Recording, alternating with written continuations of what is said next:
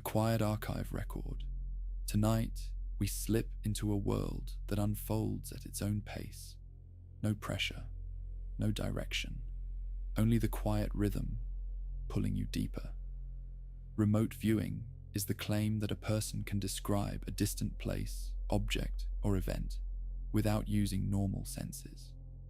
It has been presented as a psychic talent, a trainable skill, and sometimes as a tool for intelligence work.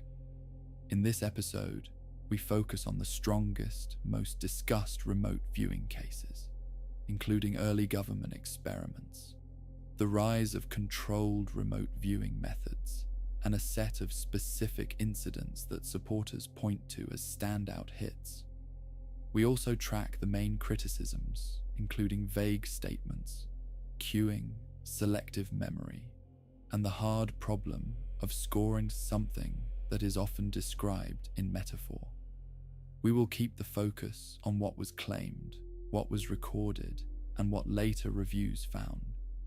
Tonight, we go through the strongest remote viewing cases in the world. Remote viewing did not begin as a clean, single idea. It grew out of older traditions of clairvoyance, spiritualism, and parapsychology, then collided with Cold War fears that the other side might gain an advantage through unusual means. The result was a messy history that includes serious researchers, unreliable claims, and a small number of experiments that are still argued about decades later. In the early 1970s, a group at the Stanford Research Institute, often shortened to SRI, began experiments on what they called remote viewing. Two names appear often in this story. One is Harold Puthoff, an engineer with a background in laser physics. The other is Russell Targ, a physicist who worked on radar and other projects. They became interested in reports of people who seemed able to perceive information beyond normal reach. Their best-known early subject was a man named Ingo Swann. Swann had been involved in the New York art world and in psychic circles. He also had a strong personality and a talent for describing impressions in a vivid way. In the SRI setting, Swann helped shape an approach that tried to avoid some of the problems that ruined earlier ESP tests. Instead of asking for a single word or a card symbol, they asked for a description of a hidden target location. A basic early procedure worked like this. A person, called the viewer, stayed in a room with a monitor who recorded what the viewer said. Somewhere else, a person called the outbounder traveled to a randomly chosen target site. The viewer tried to describe where the outbounder was. The idea was to separate the viewer from any normal information source. Supporters of remote viewing often point to a handful of early trials where the descriptions seem to match the target sites better than chance. One common example is a session where a viewer described features like a bridge, water, or a distinctive shape, and the outbounder was at a location with those features. But even in the early reports, there were problems. Many target sites share common elements. Many descriptions are general. And when people later read the transcript, they tend to fit the words to the place after they already know the answer. This is one of the central problems in remote viewing history. A transcript is full of mixed signals. The viewer might say 10 things. 2 might match something about the target. The rest might be wrong. Human minds tend to remember the hits and excuse the misses. So to understand the strongest remote viewing cases, we need to be careful about what counts as strong. Is it a clear, specific statement made before the target is known?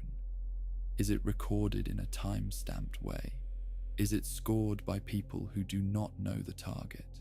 Is it repeated across many sessions? The history divides into 2 broad streams. The first is the research stream, where experiments were done and results were published, or at least written up. The second is the operational stream, where remote viewing was used in real-world tasks, often with secrecy, unclear records, and later stories that are hard to verify. The government programs are often described under names like Grill Flame, Center Lane, Sunstreak, and finally, Stargate. These were not one program from start to finish. They were a chain of efforts across different agencies and offices, shifting over time. The idea was simple. If remote viewing worked even a little, it might be worth using. A strong claim in this area would be a remote viewing session that produced a correct, specific detail that could not have been guessed, that was recorded before the fact, and that later led to a useful outcome. The difficulty is that many operational claims come from memory, from partial notes, or from stories told after the program ended. One of the best known remote viewing stories involves the planet Jupiter. In 1973, before the Pioneer 10 mission reached Jupiter, Ingo Swann was asked to describe the planet. He spoke of a ring around Jupiter and of unusual atmospheric features. Supporters say this was impressive because rings around Jupiter were not confirmed until later, when the Voyager missions provided more data. This case is often cited because it sounds specific, but to evaluate it, we need the exact wording, the exact date, and what was already known by astronomers at the time. There were already theories about rings around planets. Saturn had rings, and some scientists had speculated that other gas giants could have ring systems. The question is whether Swann described something that went beyond plausible speculation. Some records suggest Swann described a thin ring system, and other features like storms and magnetic effects. Jupiter does have a strong magnetic field and intense radiation belts, but much of this was already suspected from telescopic observation and from earlier space probes. Still, the Jupiter session remains one of the cleaner cases, because it had a time frame and a target that was not a normal human location. It shows how remote viewing moved between science-flavored testing and a broader culture of psychic claim. Another major name is Pat Price, a former police officer who worked with the SRI team. Price is often described as one of the strongest remote viewers in the program. Several of his sessions are used as showcase examples.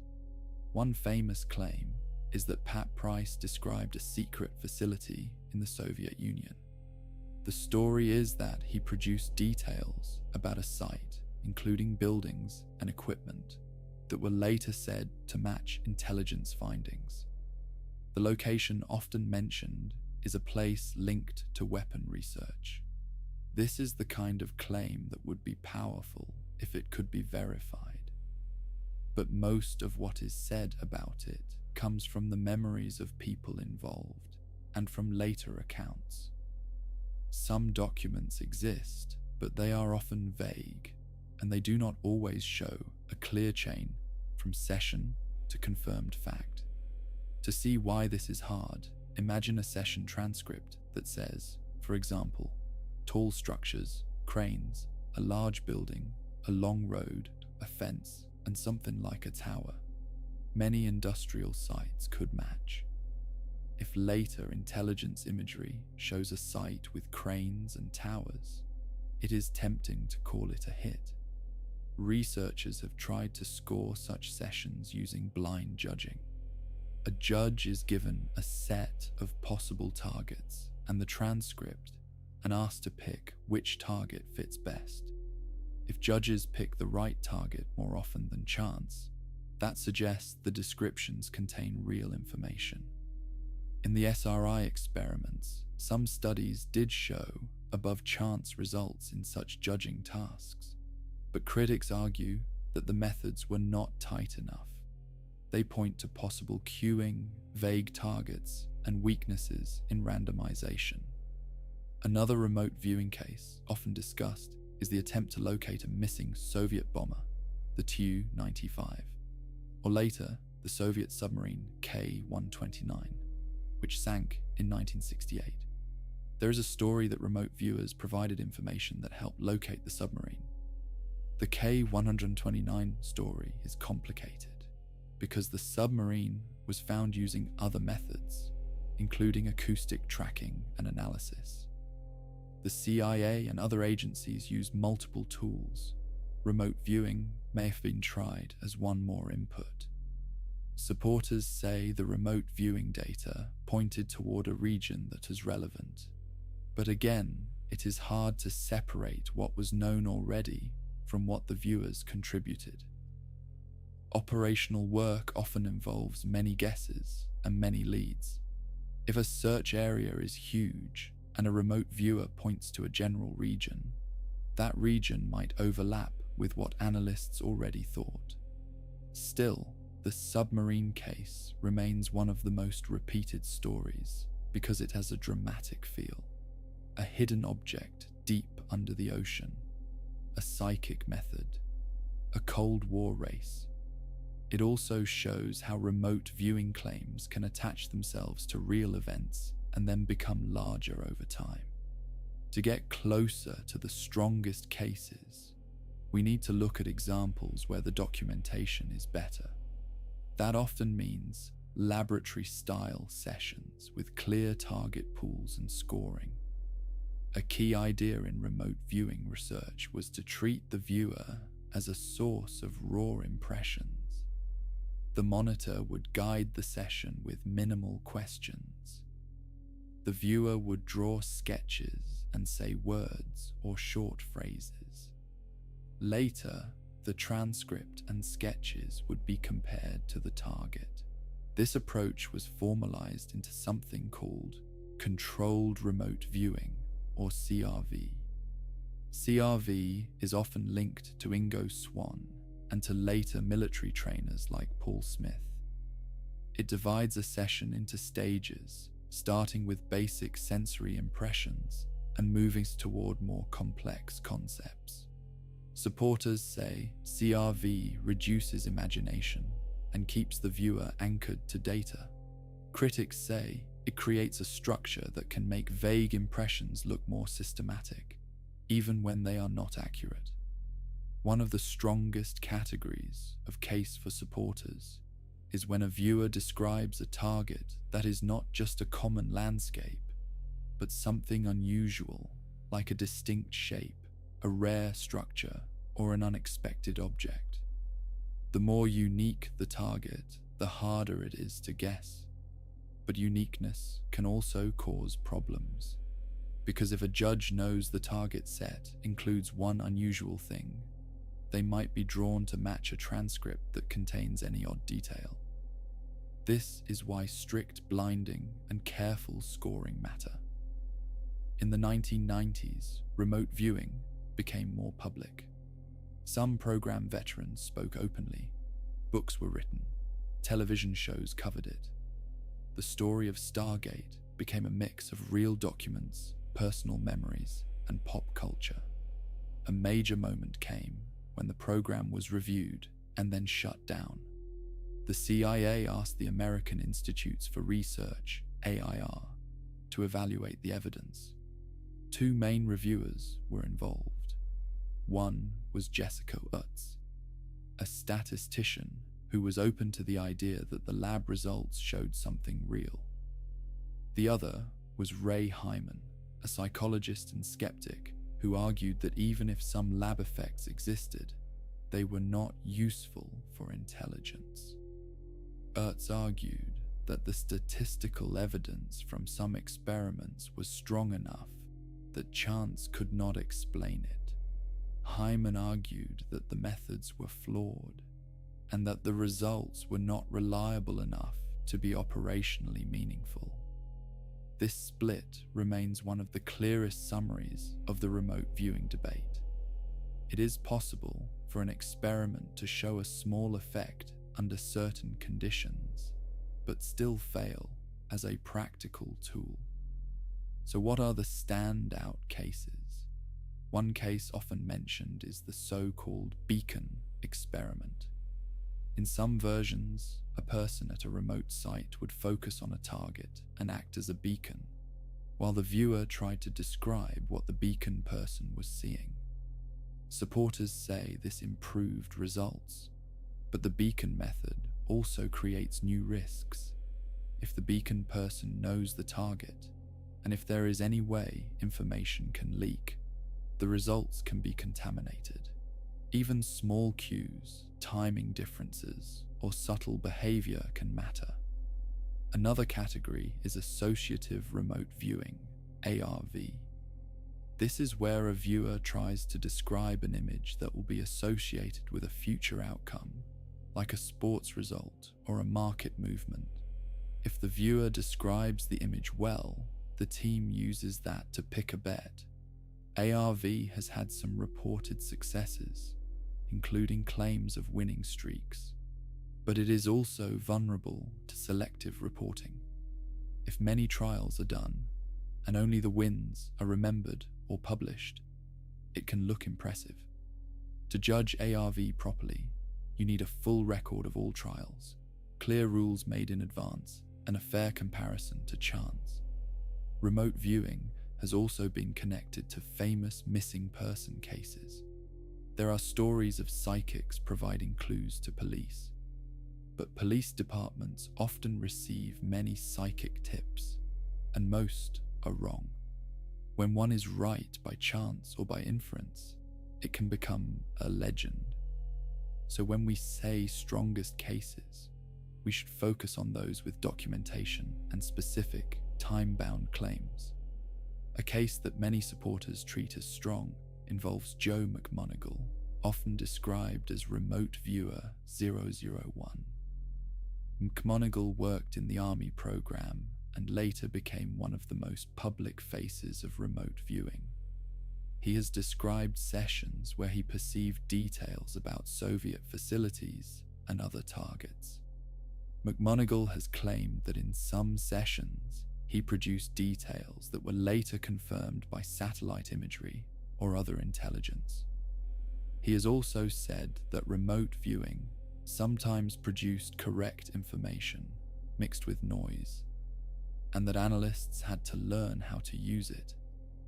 Critics point out that if analysts already have partial information and they ask remote viewers to fill in gaps, the viewers might be led by the framing of the task.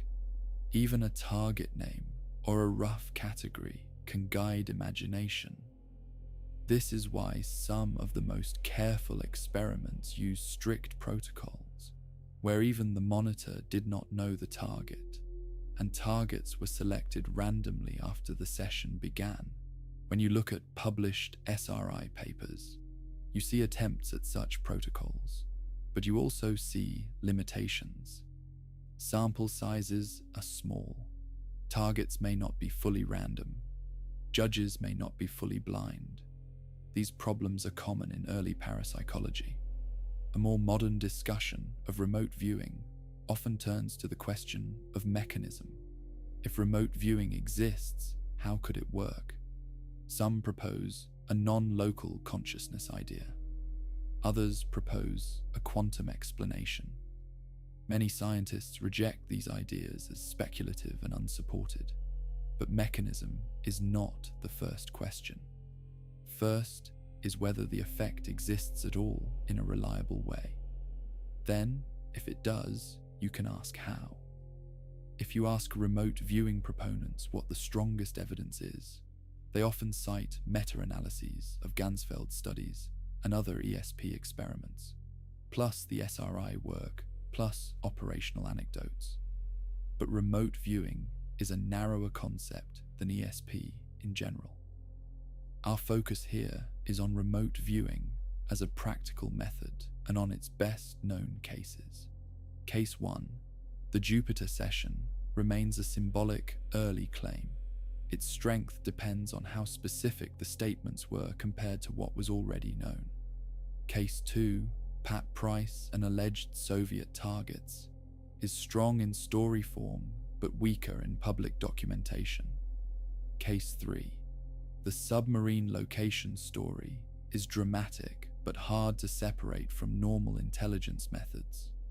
Case 4, laboratory judged target description experiments, is where the best documentation tends to live. The strength here is statistical rather than narrative. A viewer might not produce a perfect description, but over many trials, judges might pick the right target above chance. This creates a problem for public discussion. People prefer a clear story. But the strongest evidence in controlled settings often looks like modest, imperfect hits. If you want a single striking hit, you might focus on sessions where a viewer drew a sketch that matches a target shape in a distinctive way. For example, some transcripts include sketches that look like a dome, a tower, a curved structure, or a specific layout. Supporters say these sketches were made before the target was revealed, but skeptics argue that humans are good at finding patterns. Given a sketch with lines and curves, it is often possible to find a target that resembles it. This is why target pools matter. If the pool is large and varied, matching is harder. If the pool is small or themed, matching is easier.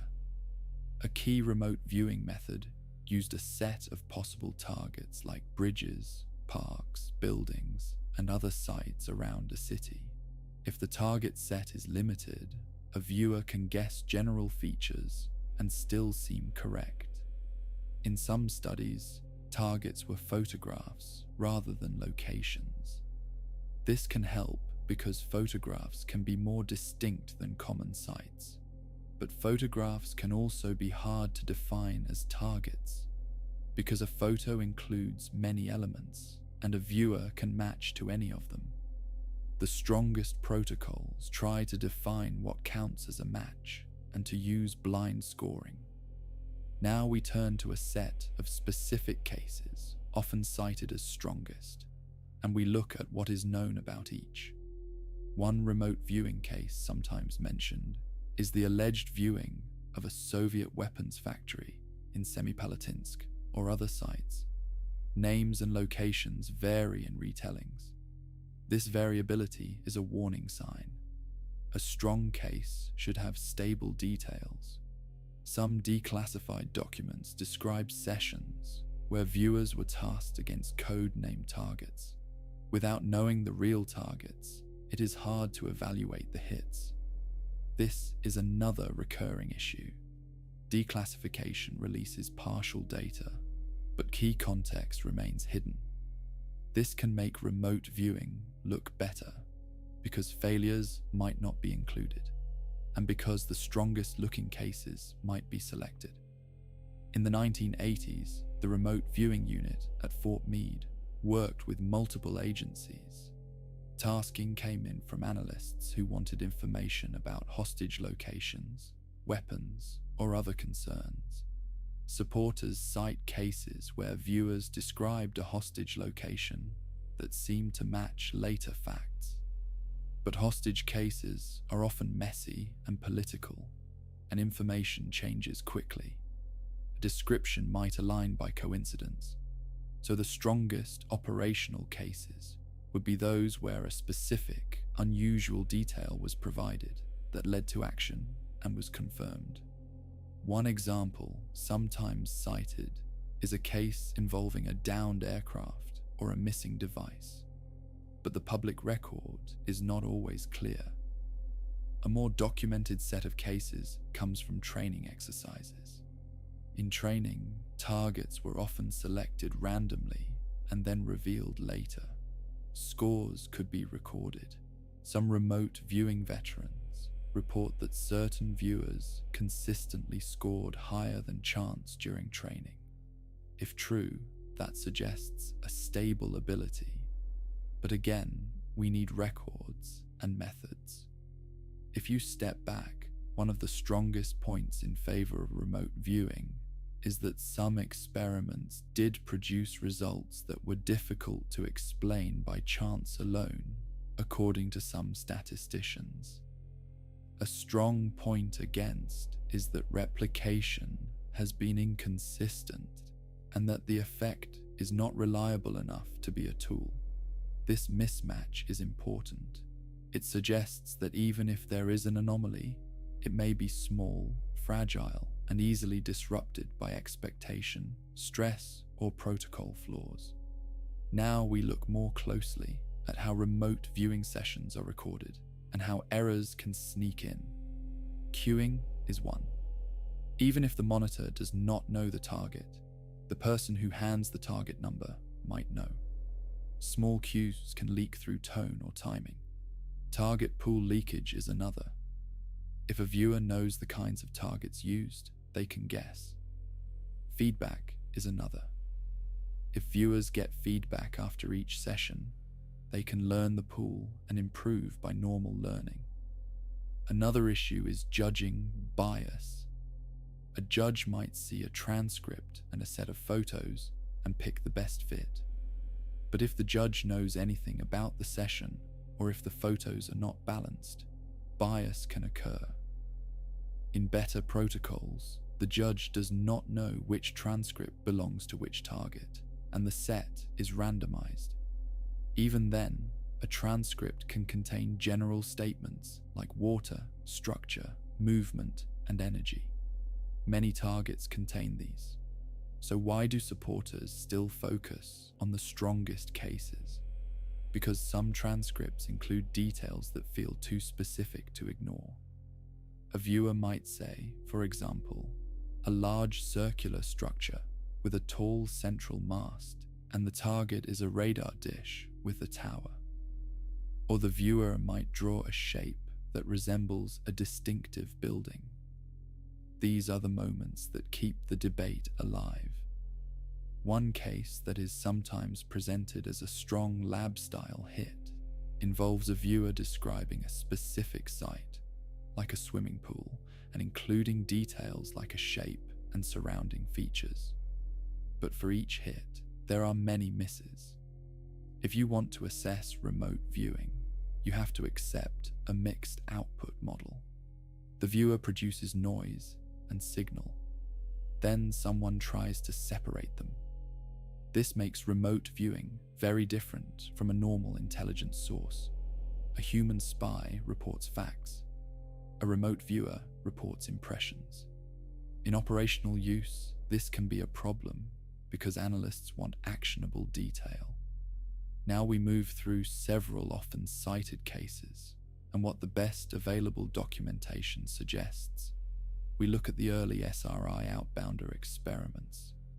In some experiments, the viewer's transcript was later judged against a set of possible targets. The judge picked the correct target more often than chance. The statistical results in some papers look significant, but critics argue that significance does not prove a psychic mechanism. It could reflect subtle flaws. The SRI team also did experiments involving shielded rooms and other controls. The debate about SRI remote viewing has lasted because it sits in an awkward middle.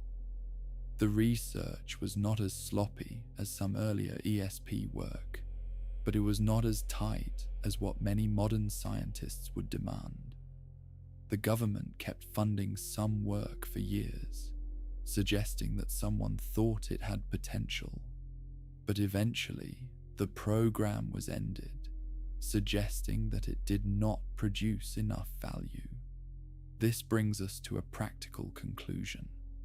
The strongest remote viewing cases may show that something unusual sometimes happens in human perception under certain conditions, but they do not show a reliable method that can be used like a camera. Still, the story matters because it reveals how institutions react to uncertainty and fear. During the Cold War, the idea that an enemy could use psychic spying was enough to justify small programs. Once a program exists, it creates its own momentum. People build careers. They collect anecdotes. They interpret ambiguous results as promising. When the program ends, the people involved often feel misunderstood, especially if they believe they achieved real results.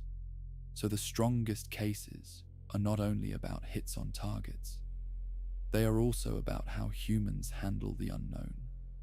Now we return to the most named cases, and we lay out what is known and what is not. Ingo Swann's Jupiter description is often repeated. Strong points are the time frame and the unusual target. Weak points are possible prior knowledge and generality. Pat Price's alleged Soviet facility viewing is often cited. Strong points are claims of specificity and later confirmation. Weak points are lack of public documentation and possible retrofitting. The submarine and aircraft location stories are dramatic. Strong points are that these were real tasks. Weak points are that search areas and prior intelligence already existed. The lab judging experiments are statistical. Strong points are controlled procedures and scoring. Weak points are small samples and protocol criticism. Joe McMonigal and other military viewers have many stories. Strong points are consistent personal reports. Weak points are that memory and storytelling can reshape details. If we want to treat remote viewing as a topic for careful listening, the best approach is to hold two ideas at once. First, people did try this seriously, with real funding and real researchers.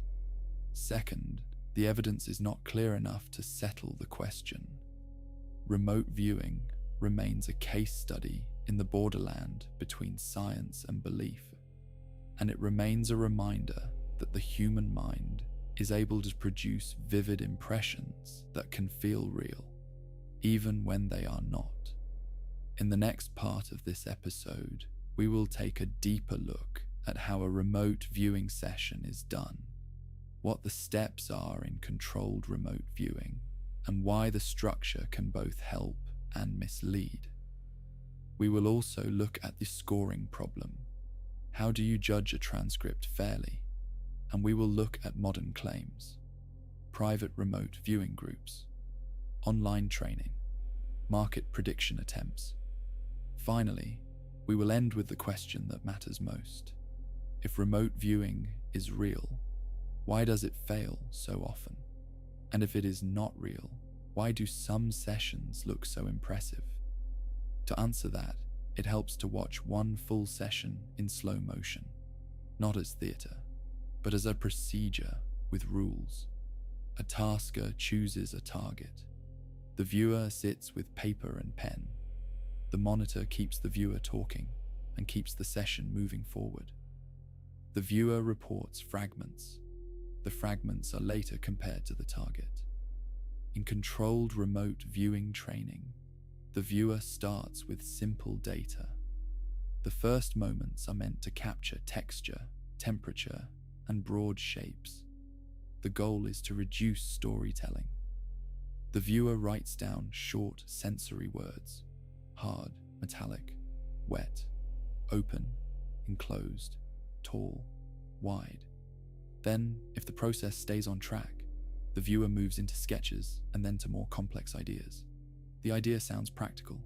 If you keep the viewer from inventing a story, maybe you get closer to whatever signal exists. But the exact same structure can create a trap. Once you have a set of stages, the viewer can start to feel that they must produce something for each stage, even when they have no real impression. That pressure can produce noise. It can also make the final transcript look fuller than it is. The strongest sessions, according to many program veterans, are those where the viewer stays strict. They report data with low confidence language. They mark it as uncertain. They do not force a picture. The problem is that most public retellings of remote viewing are the opposite. They skip the uncertainty and present the hit as if it arrived clean and complete. So when we talk about strongest cases, we should separate two things. One is the strongest story. The other is the strongest record. A strong story is easy to repeat. Someone viewed a hidden base. Someone found a missing target. Someone saw a detail that later matched a photograph. A strong record is harder to repeat. It includes the full transcript, the target pool, the judging method, the time order, and the scoring rules. Most listeners never see the record. They see the story. One way to reduce this gap is to look at remote viewing cases that have a paper trail. Some were published in journals. Some were documented in declassified reports. Some were described in interviews and then matched to known dates and documents. Start with the SRI period because it produced the most readable reports. In those years, the research team ran experiments where targets were drawn from a list and where judges matched transcripts to targets. The output was not perfect, but it was sometimes better than chance. When statisticians look at such work, the question is not whether any single session is amazing. The question is whether, across many trials, the right target is chosen more often than chance. If the probability is low enough, it suggests something more than guessing. But a critic then asks if that low probability could come from flaws. If the judge saw small cues, if the target pool was not balanced, if the randomization was weak, if feedback allowed learning. This is why remote viewing stays stuck in debate. The effect, when claimed, is not like a light switch. It is not on or off.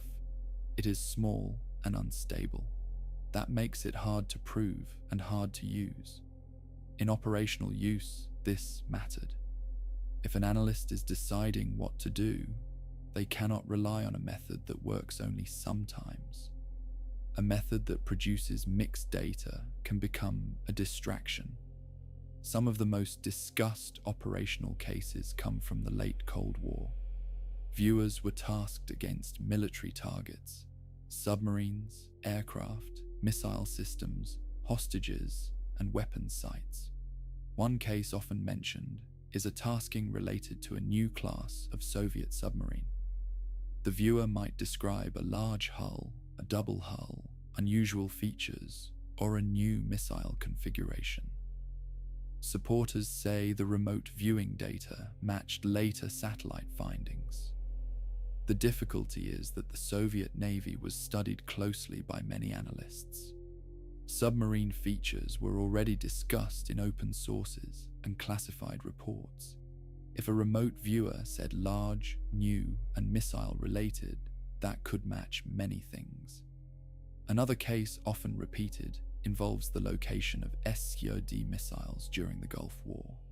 Some remote viewing veterans have said they were tasked to locate mobile missiles. They claim they provided coordinates or descriptions that were later used. This is a strong claim because the Gulf War is modern and because mobile missile hunting was a real challenge. But public evidence is limited. Most of what is said comes from after-action stories. It is hard to know what the viewer wrote at the time, what was later adjusted, and what was used. There is also a structural issue. If a remote viewer gives a set of possible locations and the military searches those areas, then any later find can be linked back by memory. It becomes easy to say the viewer was right, even if the viewer was one of many sources. This does not mean nothing happened. It means the best cases should show a clear causal chain. For example, a strong operational case would include a time-stamped session where the viewer wrote something like a specific geographic feature, a specific building type, and a specific unusual object. Then later, independent discovery confirms that exact unusual object at that place, and the record shows that the viewer could not have known. Such cases are rare in public, so for a listener, a more honest route is to treat operational cases as claims, and then focus on the lab cases as evidence. Now we turn to the core of what makes a remote viewing case look strong. Specificity. A statement like water and trees is weak. A statement like a long, narrow island with a single runway and a row of hangars is stronger. A sketch that shows an unusual shape is stronger still. But specificity also increases the chance of error. If you force a viewer to be specific, they will often be wrong. A method that produces many wrong specifics will not help. So some remote viewing trainers teach a trade. Stay general at first. Build from basic sensory and spatial data. Let the target reveal itself. This is hard to do in practice. Most people want to explain what they see. They want to name it. Naming is the fastest way to drift into imagination. Remote viewing literature uses a term for this: analytical overlay. It means the viewer takes a raw impression and adds a label. A round shape becomes a dome. A sharp feeling becomes danger. A bright area becomes fire. Sometimes the label is right. Often it is wrong. So, in judging a strong case, you look for raw data that matches the target, not for the label. If a viewer says dome and the target is a radar dish, the label is wrong, but the shape impression may be right. If a viewer says danger and the target is an industrial site, the emotion label might be noise. This makes scoring hard. A believer can score a lot of things as hits. A skeptic can score the same things as misses. This is why blind judging is important. It creates a method for choosing the target without arguing about each word. Now we examine a specific type of remote viewing test that is often described as strong. The one in which a viewer describes a photograph. Then later, the transcript is matched against multiple photographs by independent judges. If the judges consistently match the transcript to the correct photo, that suggests the transcript contains target information. In some reports, judges did match at above chance levels, but critics raise another point. Photos are not equal. Some photos are more distinctive, some are more emotional. Some contain people, which can attract language like faces, activity, and presence. If the target photo includes a dramatic scene, a viewer might naturally produce more vivid output, and judges might pick that photo. So to make the test fair, the target set should be balanced. All photos should be roughly equal in complexity and emotional content. This is harder than it sounds. Now we step into the most cited public examples. One is the remote viewing of a Soviet crane and a large circular building, sometimes linked to a missile facility. Another is a session where the viewer described a structure like a domed building, later linked to a specific site.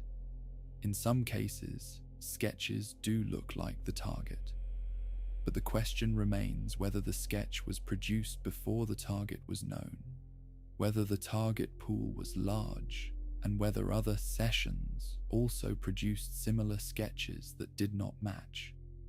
This is the base rate problem. If you do many sessions, you will sometimes get a sketch that looks close. Supporters of remote viewing often argue that the hit rate is too high for chance. Skeptics argue that selective memory and flexible scoring can create that impression. Now consider a specific viewer, Pat Price. Price is often described as producing clear sketches and concrete descriptions. Some accounts say he described a site with towers and cranes, and that later imagery confirmed it. One reason Price is treated as strong is that he was not a lifelong psychic performer. He had a background in law enforcement. That gives the story weight, but it does not solve the documentation problem. Price died in 1975. That means much of his legacy is filtered through other voices. Another viewer, Ingo Swann, also has a strong legacy because he was involved in shaping the method and because he wrote a great deal about his experiences. Swann described his sessions as a mix of perception and mental noise. He claimed that the signal could be masked by expectation. Some of his writings also include broad claims about human potential. Those broad claims make scientists wary. Now consider another viewer, Joseph McMonigal. McMonigal has described one of his best-known sessions as viewing a large structure with a tower and a dome. In some retellings, the target was a Soviet facility linked to advanced weapon systems. The session is presented as a major hit. Again, the strongest public evidence is not the story, but the transcripts and the scoring. In some collections, McMonigal's transcripts do show detailed sketches and language, but the question remains whether the matches were judged fairly. Now we look at a case that is often presented as strong because it involves a later confirmation in the open world. A viewer describes something and then a newspaper story or an official report matches it. But this can also be misleading. If a viewer makes many statements and later an event happens that fits one of them, it can look prophetic. This is similar to the way vague predictions can appear accurate after the fact. So for a remote viewing case to be strong, it should include a narrow target and a narrow time frame. In operational work, targets were often broad. The viewer might be asked to describe an unknown location that is important. That kind of task is too open. A strong operational tasking would be something like, describe what is inside this building, at these coordinates, at this time. Some taskings were closer to that, but the public record is limited. Now we move to a different kind of strongest case. Not a single hit, but a pattern. A viewer who performs better than chance across many trials. If a viewer is consistently above chance, that suggests something stable. Some remote viewing programs claim to have such viewers. They selected and trained them. But even then, performance could drift. A viewer might score high one month and low the next. This instability is a major reason intelligence agencies lost interest.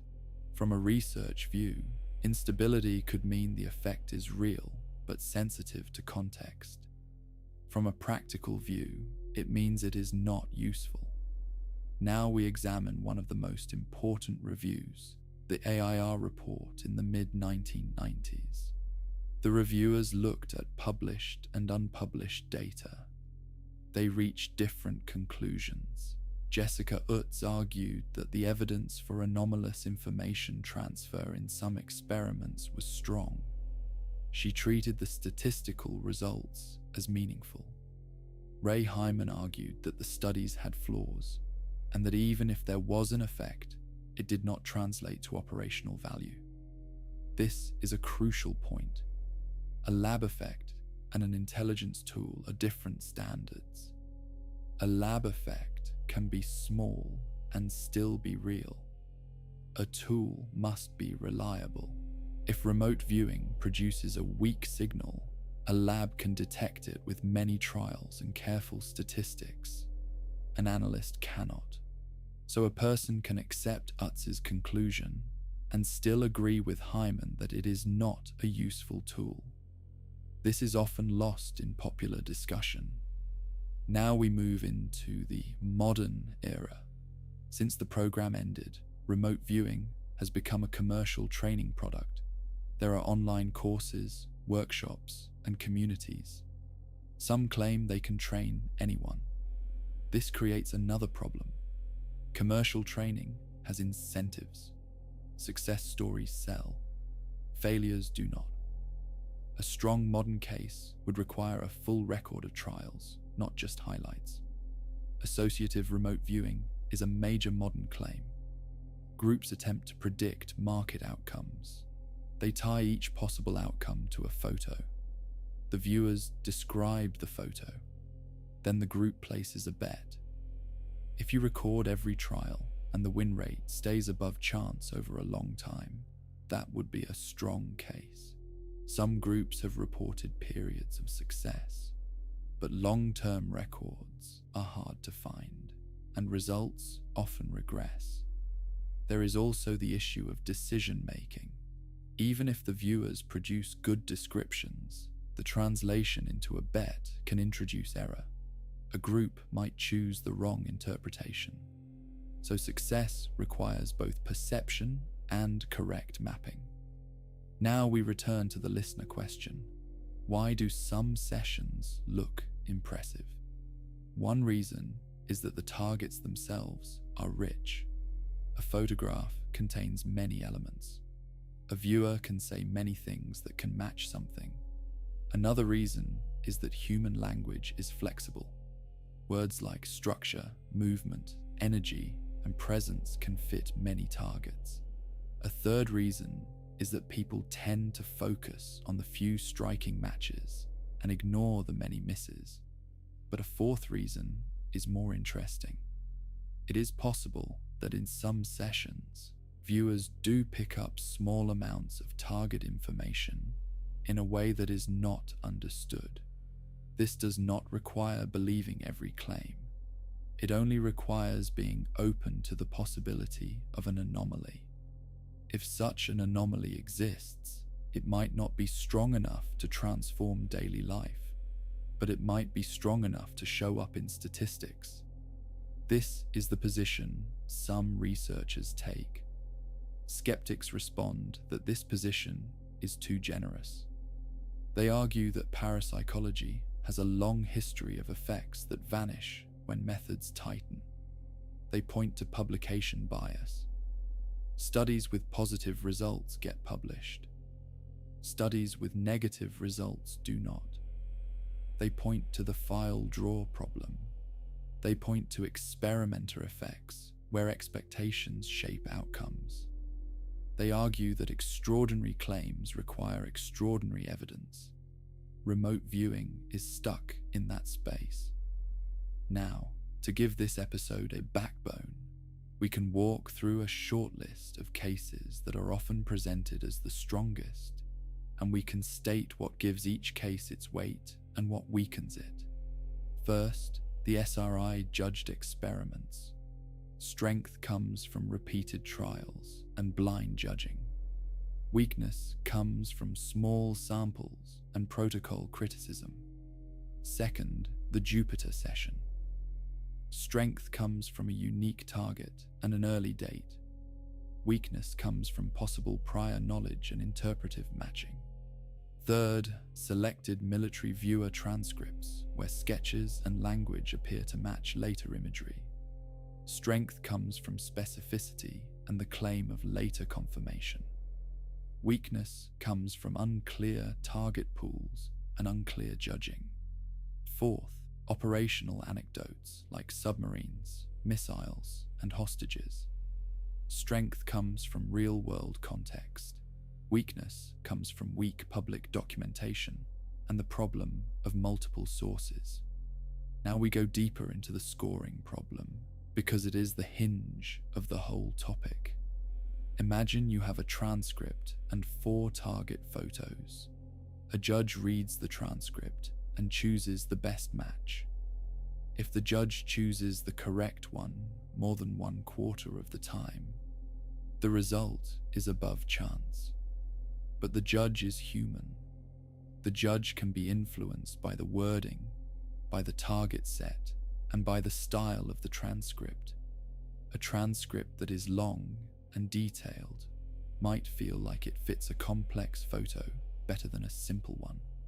So, scoring must control for transcript length and target complexity.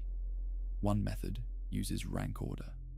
The judge ranks all targets from best to worst match. Another method uses numerical similarity ratings. No method is perfect. Now consider feedback.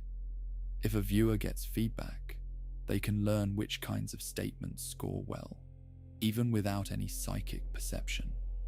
They can learn to say things that match many photos.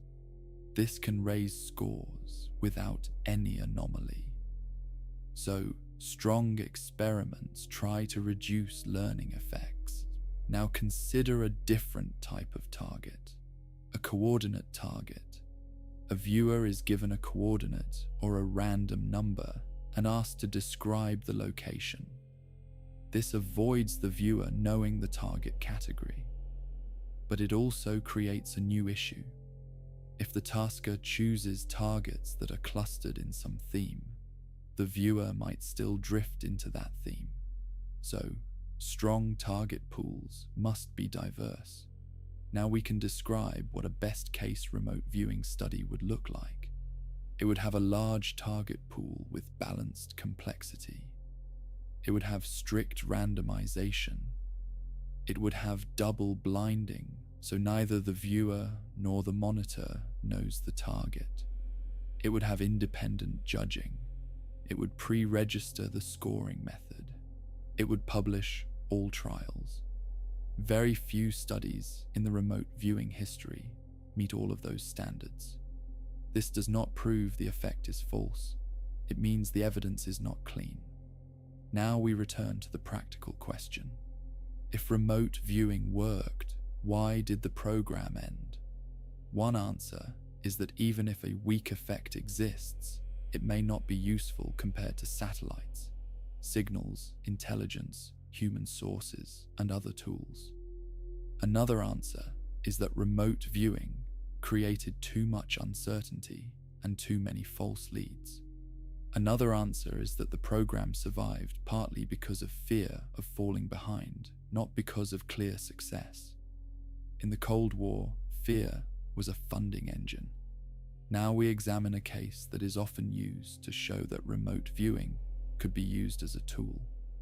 A viewer is tasked to describe a new weapon system. The viewer provides a detail. Later, imagery confirms that detail.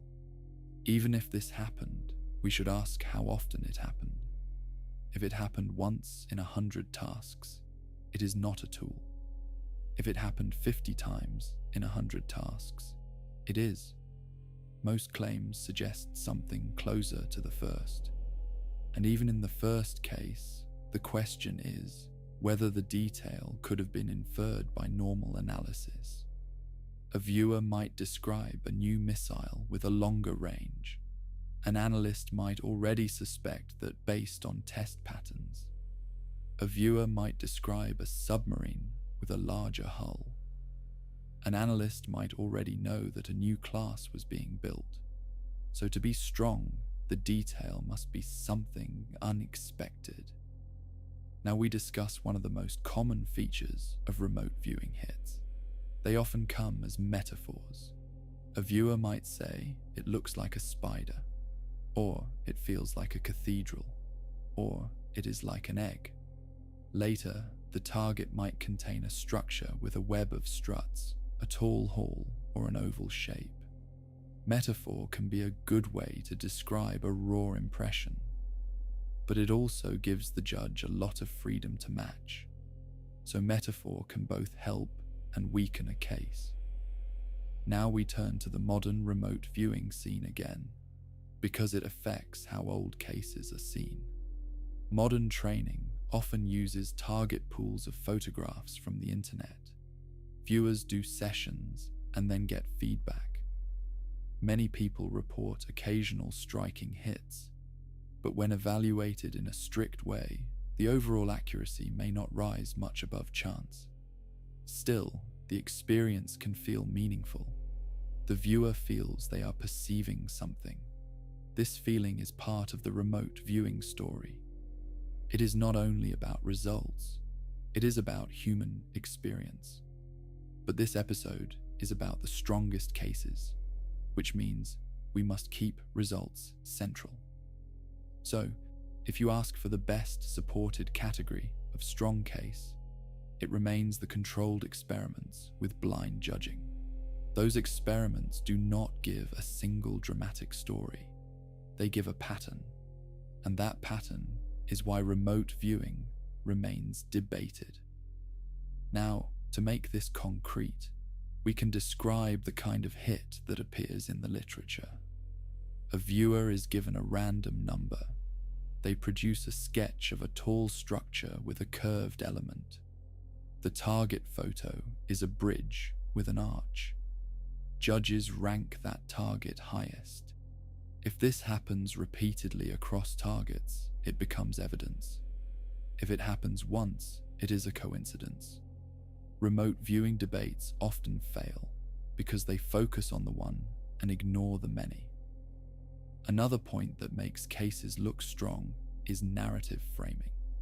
A story is told in a way that highlights the match. A viewer said tall structure and water. The target was a bridge over water. The story says the viewer saw the bridge, but tall structure and water could fit many targets. So narrative framing can inflate strength. Now we can talk about the effect of target selection. If you choose targets that are easy to describe, like large landmarks, you may get higher scores. If you choose targets that are hard, like a random office room, you may get lower scores. This is important because operational targets are often hard. A missile in a warehouse is not a landmark, so even if remote viewing works better on easy targets, it may fail on the targets that matter. This is another reason the program may have ended. Now we return to the specific phrase, strongest cases. In public discussion, there is a tendency to bundle together different psychic topics: telepathy, precognition, remote viewing, and other claims. But remote viewing is a specific procedure. It is supposed to be a repeatable method, so a strong case for remote viewing should be tied to that procedure. A person having a dream that later matches an event is not remote viewing. A person guessing a hidden card is not remote viewing. Remote viewing is structured, recorded, and judged. So the strongest cases are those that meet those criteria. In that light, the SRI experiments remain the center. If you want a single widely cited operational claim with a document trail, you might look at declassified memos and reports that include session transcripts and tasking sheets. Some documents show the bureaucratic reality: cover sheets, dates, target numbers, and brief notes. These documents show that people did take it seriously, but seriousness does not equal success. Now we bring in another important issue: the difference between information and interpretation. A viewer might produce a correct impression, like water nearby, but an analyst might interpret it wrongly, or the viewer might produce a wrong impression, but the analyst might still take it as a clue. This mixture makes it hard to measure operational value. When a method is noisy, it can appear useful when it aligns with other information, and useless when it does not. It becomes easy to claim it helped, because any success can be credited, and any failure can be blamed on poor interpretation. So operational cases are hard to evaluate. This is why the strongest cases remain the ones with scoring and statistics. Now we consider replication. A strong claim should be replicated by independent labs. Remote viewing and related PSI research has had replication attempts. Some report small effects. Others report none. This mixed record is common in controversial fields. One explanation is that the effect is not real. Another is that the effect is real but weak and sensitive. Another is that some labs have subtle methodological problems. The debate continues. If we end this episode with a clear position, it should be this. Remote viewing has a history that includes real experiments and real government interest. Some experiments produced results that some experts consider statistically persuasive. But the strongest operational stories are hard to verify, and the method has not proven reliable enough to become a standard tool. So the strongest remote viewing cases are strongest in a narrow sense, strongest among a set of imperfect records.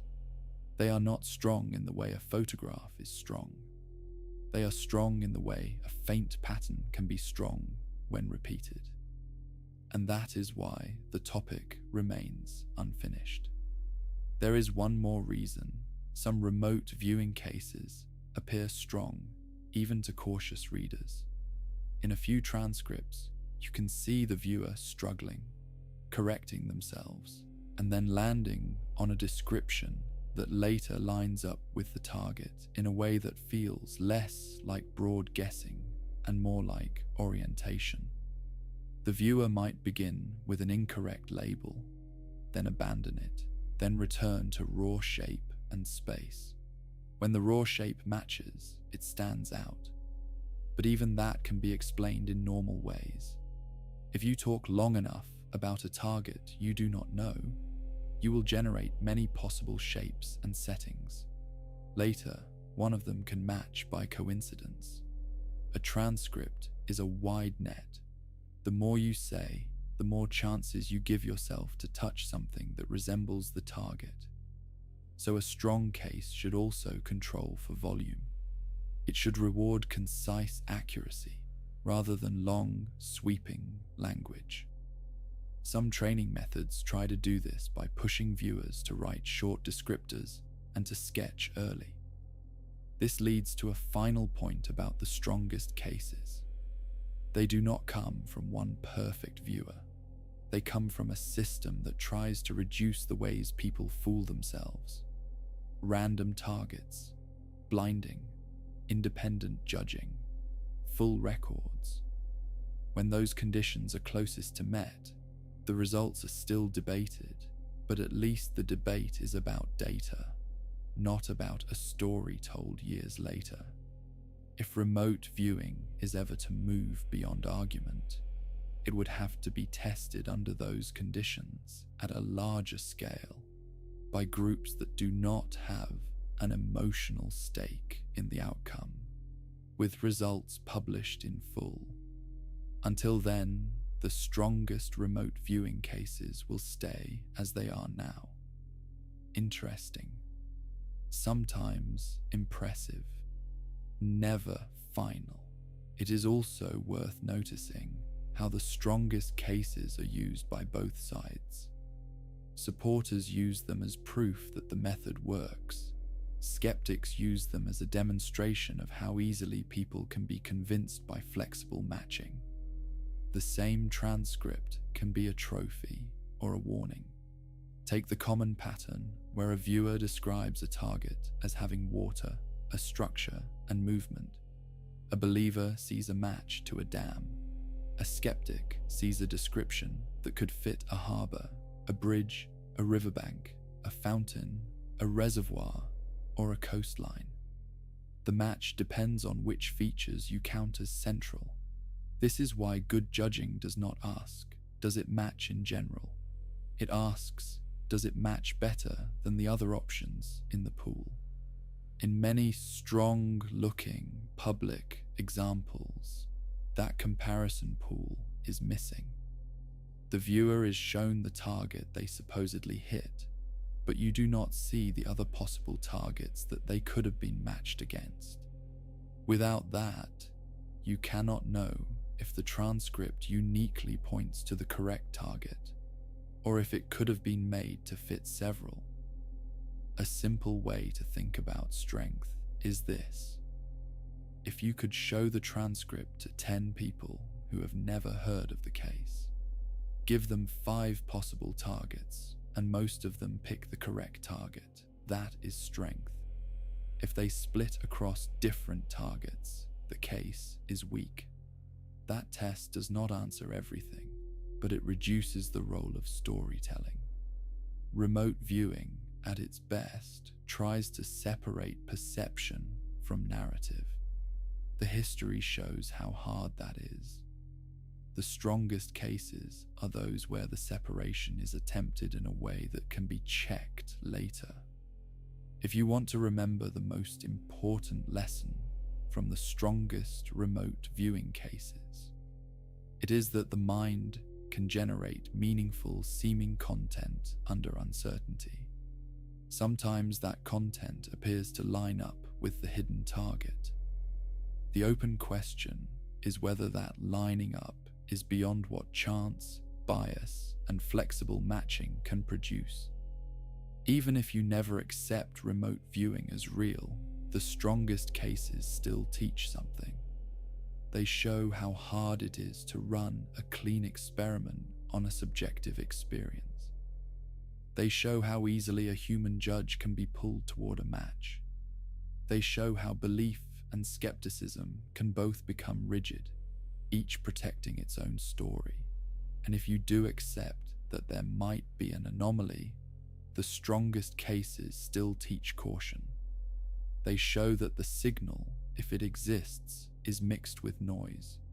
They show that the method does not behave like a reliable sensor. They show why intelligence agencies, which must act on information, would hesitate to depend on it.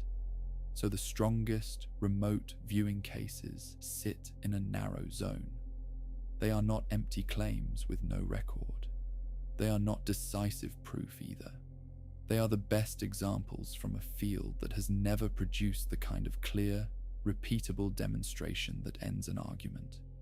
That is why the story returns again and again, not because it is settled, but because it is not. If you ever read the raw transcripts behind the best-known cases, notice the constant tension. The viewer tries to stay with raw impressions. The mind tries to name and explain. The monitor tries to keep the flow going without leading. The judge later tries to match without bias. Each step can add error. That is the frame to hold when someone tells you a perfect remote viewing story. Ask what was recorded. Ask what was blind. Ask what the target pool was. Ask how it was scored. Those questions do not kill the mystery, they locate it. Across the whole history, that is what makes the strongest cases stand out. They are the moments where, for a brief time, the normal explanations feel slightly strained, even after you account for bias. They do not force a conclusion, but they do create a question that has not gone away. If there is a single safe conclusion, it is this: treat the best remote viewing material as an unresolved record, not as a solved mystery. The strongest cases are worth reading because they show how people tried to test the edge of perception and how difficult it is to separate signal from story. And they remain, for now, the best we have to weigh. This was a quiet archive story, where the story ends, sleep begins,